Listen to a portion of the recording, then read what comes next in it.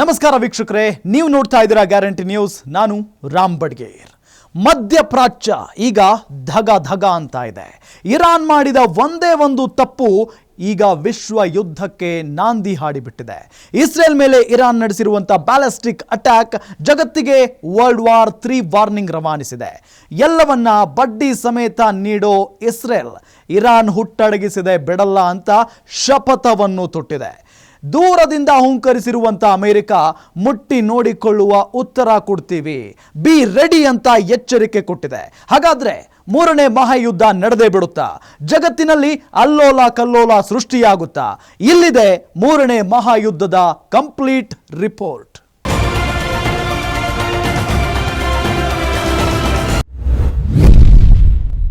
ಯುದ್ಧ ಯುದ್ಧ ಯುದ್ಧ, ಮೂರನೇ ಮಹಾಯುದ್ಧ. ಭೀಕರ, ಭೀಭತ್ಸ, ಘನಘೋರ ರಕ್ತಪಾತ. ಇಸ್ರೇಲ್ ಮೇಲೆ ಇರಾನ್ ಬ್ಯಾಲಿಸ್ಟಿಕ್ ಬಾಂಬ್. ಕೆಣಕಿದ ಇರಾನ್, ಕೆರಳಿದ ಇಸ್ರೇಲ್, ಮುಂದೆ ಸರ್ವನಾಶ.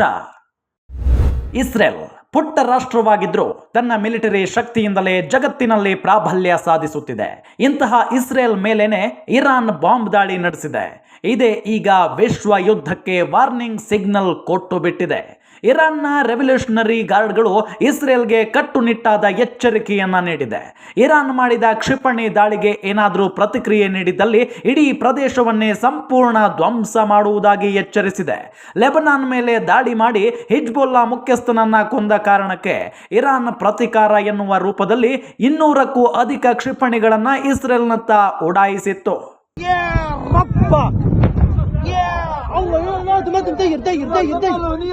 ಇನ್ನೊಂದೆಡೆ ನನ್ನ ಕ್ಷಿಪಣಿ ದಾಳಿ ಮುಕ್ತಾಯ ಕಂಡಿದೆ. ಇಸ್ರೇಲ್ ಇನ್ನಷ್ಟು ಪ್ರಚೋದನೆ ನೀಡದ ಹೊರತು ತನ್ನ ದಾಳಿ ಮುಕ್ತಾಯ ಕಂಡಿದ್ದಾಗಿ ತಿಳಿಸಿದೆ. ಈ ನಡುವೆ ಇಸ್ರೇಲ್ ಡಿಫೆನ್ಸ್ ಫೋರ್ಸಸ್ ಬುಧವಾರದಂದು ರಾಜಧಾನಿ ಬೈರೂತ್ ಸೇರಿದಂತೆ ಲೆಬನಾನ್ನ ಕೆಲವು ಭಾಗಗಳಲ್ಲಿ ಹೆಚ್ಚಿನ ಸ್ಥಳಾಂತರಕ್ಕೆ ಆದೇಶಿಸಿದೆ. ಏಕೆಂದ್ರೆ ಅದು ಶಂಕಿತ ಹಿಜ್ಬುಲ್ಲಾ ಗುರಿಗಳ ಮೇಲೆ ದಾಳಿ ಮಾಡುವುದನ್ನ ಮುಂದುವರಿಸಿದ್ದಲ್ಲದೆ ಲೆಬನಾನ್ ಮೇಲೆ ಆಕ್ರಮಣವನ್ನ ಇನ್ನಷ್ಟು ತೀವ್ರ ಮಾಡಿದೆ.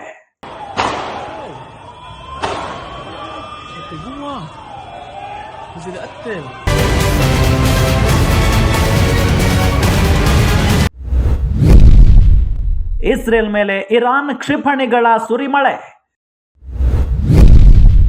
ಟೆಲ್ ಅವೀವ್ ಟಾರ್ಗೆಟ್, ಸರ್ವನಾಶದ ಅಟ್ಯಾಕ್. ಇಸ್ರೇಲ್ನ ಸೇನಾ ನೆಲೆಗಳ ಗುರಿಯಾಗಿಸಿ ದಾಳಿ. ಇರಾನ್ ದೇಶವು ಇಸ್ರೇಲ್ ಮೇಲೆ ಕ್ಷಿಪಣಿಗಳ ಸುರಿಮಳೆಗೈದಿದೆ. ಟೆಲ್ ಅವೀವ್ ಬಳಿಯ 3 ಸೇನಾ ನೆಲೆಗಳು ಮತ್ತು ಪ್ರಮುಖ ವಾಯು ಮತ್ತು ರಾಡಾರ್ ಸ್ಥಾಪನೆಗಳನ್ನ ಗುರಿಯಾಗಿಸಿ ದಾಳಿ ಮಾಡಿದೆ. ಇಸ್ಲಾಮಿಕ್ ರೆವಲ್ಯೂಷನರಿ ಗಾರ್ಡ್ ಕಾರ್ಪ್ಸ್ ಪ್ರಕಾರ 90% ಕ್ಷಿಪಣಿಗಳು ತಮ್ಮ ಟಾರ್ಗೆಟ್ ಮುಟ್ಟಿವೆ ಅಂತ ಹೇಳಿಕೊಂಡಿದ್ದಾರೆ. ಇಸ್ರೇಲ್ ಪ್ರತಿಕಾರ ತೀರಿಸಿಕೊಂಡರೆ ಅಗಾಧ ವಿನಾಶ ಎದುರಾಗಲಿದೆ ಅಂತ ಇರಾನ್ ಎಚ್ಚರಿಕೆ ಕೊಟ್ಟಿದೆ.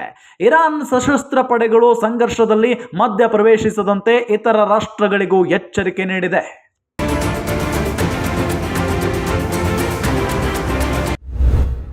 ಇನ್ನು ಇಸ್ರೇಲ್ ಮೇಲಿನ ದಾಳಿ ಬಗ್ಗೆ ಪ್ರತಿಕ್ರಿಯಿಸಿರೋ ಇರಾನ್ ಅಧ್ಯಕ್ಷ ಮಸೌದ್ ಪೆಜೆಶ್ಕಿಯಾನ್ ಅವರು ಇಸ್ರೇಲ್ನ ಆಕ್ರಮಣಶೀಲತೆಗೆ ನಿರ್ಣಾಯಕ ಪ್ರತಿಕ್ರಿಯೆ ನೀಡಲಾಗಿದೆ.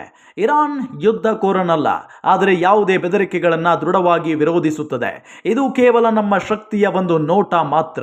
ಇರಾನ್ ಅನ್ನು ಕೆಣಕುವ ಪ್ರಚೋದಿಸುವ ಪ್ರಯತ್ನ ಮಾಡಬೇಡಿ. ಇರಾನ್ನ ಕ್ಷಿಪಣಿ ದಾಳಿಯ ನಂತರ ಇಸ್ರೇಲ್ನ ಪ್ರಧಾನಿ ಬೆಂಜಮಿನ್ ನೇತನ್ಯಾಹು ಅವರು ತೀಕ್ಷ್ಣ ಪ್ರತಿಕ್ರಿಯಿಸಿದ್ದಾರೆ. ಇರಾನ್ ದೊಡ್ಡ ತಪ್ಪು ಮಾಡಿದೆ ಮತ್ತು ಅದಕ್ಕೆ ಪ್ರತಿಕ್ರಿಯೆಯನ್ನು ಪಡೆಯಲಿದೆ. ನಮ್ಮ ಮೇಲೆ ಯಾರೇ ದಾಳಿ ಮಾಡಿದರೂ ಅವರ ಮೇಲೆ ನಾವು ದಾಳಿ ಮಾಡ್ತೇವೆ. ಇನ್ನು ಇಸ್ರೇಲ್ ಬೆಂಬಲಕ್ಕೆ ನಿಂತಿರೋ ಅಮೆರಿಕ ಅಧ್ಯಕ್ಷ ಜೋ ಬೈಡನ್ ಮಾತನಾಡಿದ್ದಾರೆ. ಈ ದಾಳಿಯು ಸೋಲು ಮತ್ತು ದುಷ್ಪರಿಣಾಮಕಾರಿ. ಇರಾನ್ ದಾಳಿಗಳಿಂದ ಇಸ್ರೇಲ್ ದೇಶವನ್ನು ರಕ್ಷಿಸಲು ಯುನೈಟೆಡ್ ಸ್ಟೇಟ್ಸ್ ಸಜ್ಜಾಗಿದೆ. ಇಂತಹ ದಾಳಿಗಳನ್ನು ಅಮೆರಿಕ ಎಂದಿಗೂ ಸಹಿಸಿಕೊಳ್ಳುವುದಿಲ್ಲ. ಇರಾನ್ ಇದರ ಪ್ರತಿಫಲ ಅನುಭವಿಸಬೇಕಾಗುತ್ತೆ. ಇರಾನ್ ಅಂದಾಜು 180ಕ್ಕೂ ಅಧಿಕ ಖಂಡಾಂತರ ಕ್ಷಿಪಣಿಗಳನ್ನ ಇಸ್ರೇಲ್ನತ್ತ ಎಸೆದಿದೆ. ಟೆಲ್ ಅವೀವ್, ಜೆರುಸಲೇಂ ಹಾಗೂ ಜೋರ್ಡನ್ನ ರಿವರ್ ವ್ಯಾಲಿಯಲ್ಲಿ ಸ್ಫೋಟದ ಸದ್ದು ಕೇಳಿದೆ. ಗಡೇರಾದ ಸೆಂಟ್ರಲ್ ಸಿಟಿಯಲ್ಲಿ ಶಾಲೆಯ ವಿಡಿಯೋವನ್ನ ಇಸ್ರೇಲ್ ಸೇನೆ ಬಿಡುಗಡೆ ಮಾಡಿದ್ದು, ಶಾಲೆ ಸಂಪೂರ್ಣವಾಗಿ ಇರಾನ್ನ ಮಿಸೈಲ್ನಿಂದ ಧ್ವಂಸವಾಗಿದೆ. روح هشام هشام هشام هشام هشام يا الله